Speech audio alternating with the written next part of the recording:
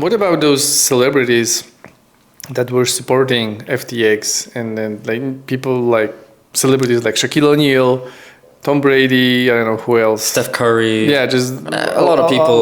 A lot of businesses, Formula One, cars, Mercedes, stadiums, a lot of people were. Do you think they somehow should be held responsible for whatever happened, or that was just a job for them? It's like acting, nobody, I think they should be held accountable for their actions in order for that to never happen again. Because they are influencers, and because of them, because people are not... They trust them. Most people are not, I think, making rational decisions most of the time. So if like, let's say that you have this football player that is advertising, I don't know, whatever, a car, whatever. There's absolutely no reason to trust it. You have to be kind of crazy person to think that just because Cristiano Ronaldo is driving this car, this is a great car, or I don't know what else. I don't really watch football, so I don't know what are they advertising, but I think this is kind of the similar. What do you think? Like a football player, advertising some brand. I don't even know what brand, but let's say that he's advertising some brand, and then Shaquille O'Neal advertising FTX. It's kind of similar because there's no proof that just because Cristiano Ronaldo is advertising something, there's no proof that this is better than anything else. 100%. And then same thing with FTX. Why do you think Cristiano Ronaldo should not bear any responsibility for advertising whatever he's advertising? If he's advertising anything, I don't even know. But Shaquille O'Neal should be held responsible for advertising FTX. Money.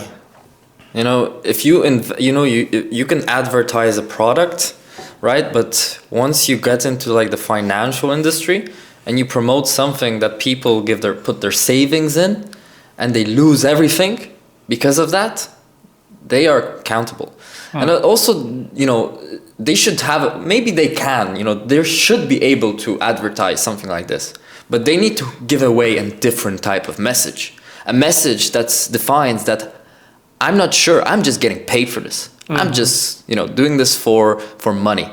For example, in a different way, in a different communicative way. But you need to kind of communicate it very clearly that you're not giving financial advice, right? You're not telling them to go there because I'm the face of it. From a financial point of view. If it's a product, it's different, I think. Maybe. The same kind of people are buying it, that there could be same results. You are influenced by somebody that is making money off the fact that he's communicating something to you. I don't know. The whole thing, whenever celebrities are advertising anything, that should be a red light for most people, but it's not. Yeah. So basically, I do see the difference, but on the other hand, why do we even follow celebrities, when we're making decisions? It's ridiculous. But this situation will change everything forward in some way. You think? I think because so. Because the celebrities will actually think of what's the next step. Like, what if I do this, what could be the consequences? They will maybe do more research and due diligence before they get involved into certain projects. That's the point. 100%. That's it's an education for the general public. It's also education for VCs, education for governments to put, to basically change their regulations. But they don't have to, there is some certain regulations in place for crypto. And this is more towards, enterprise businesses showing proof of reserves, such as, Binance showed that they have proofs of reserves, that they don't use the assets, the money that crypto users deposit, Joe's out there deposit into their exchange for different type of things. They keep it, and they're not a bank. A bank basically keeps 10% of the full assets that they hold, right? They have to, right? Yes. Yeah. But only 10%. The rest of it is created out of thin air. Yeah. Basically. Yeah, but basically. So how do you think that the whole situation affects the NFT market? The NFT market. Yeah. Does it affect in any way? Because I know there's this thing happening in Bahamas, right? Yeah. Can you elaborate? So it's basically people that are from Bahama or citizens, for example, and they hold, for example, an FTX account. They still have access. They still to have. FTX. They still there were rumors, right, that they still have access to FTX app and are able to not withdraw, but buy, for example, NFTs with their specific assets, cryptocurrency assets.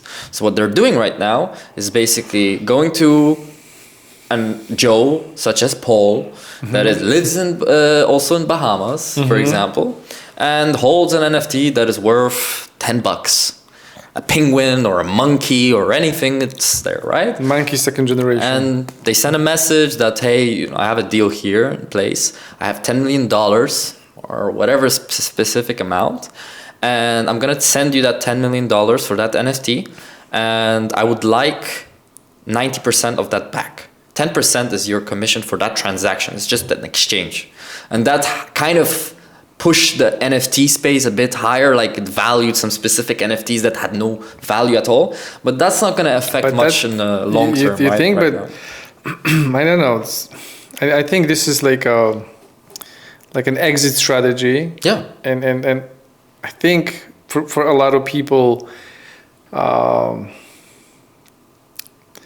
NFTs, cryptocurrencies and all that is some kind of world that they don't really understand, and I think this will be understood as this is all a pyramid scheme, everything, because we cannot understand it. There's some crazy things happening.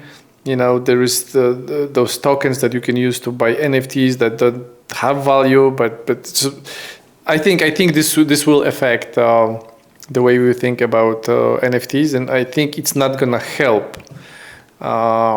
It's not gonna help the industry. Mass adoption of NFTs. I think this whole situation is just terrible. People will be super terrified for some time. 1000%, I agree with that. But in general, NFTs, crypto, metaverse, whatever we say, the terminology that we use in the business world or the enthusiast world, as we say, but it's business enthusiast world. Yeah. People basically, they're still adopting, brands are coming in, etc. And there's only going to be specific use cases held. All these PFP projects, as we said, this penguin that got 10 million offer right now, right? Whatever amount is not going to stay.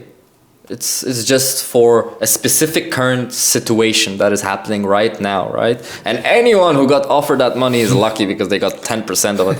Let's say $1 million for just a transaction, right? But where is this $1 million coming from? No, basically, I want my money out. Yeah.